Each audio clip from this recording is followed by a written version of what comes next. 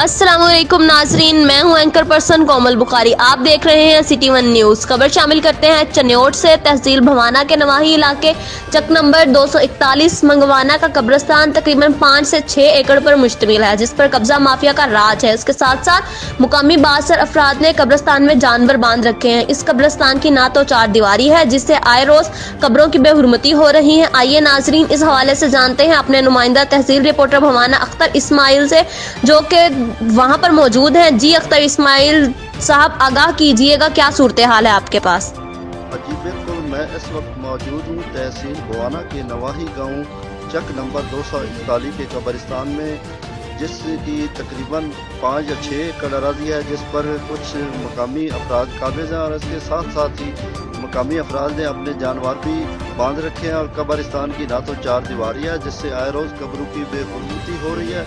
इस हवाले से कुछ अफराद हमारे साथ मौजूद हैं, आइए इनसे बात करते हैं। जी बताइएगा।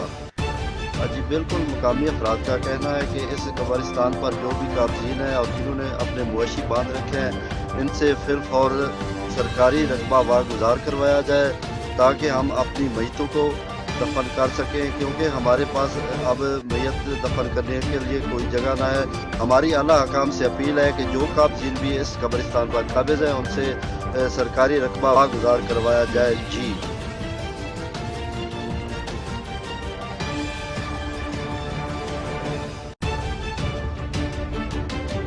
जी, मेरा नाम मोहम्मद अख्तर, वालिद मोहम्मद अमीर, कौम कसरा, पुल मंगवाना चक नंबर 241 जीन बे का ये हमारा जो ये कब्रिस्तान है, ये 4 से 5 एकड़ में है, जिसमें से 1 एकड़ जो है वो बाद में हुकूमत ने अलाट किया था।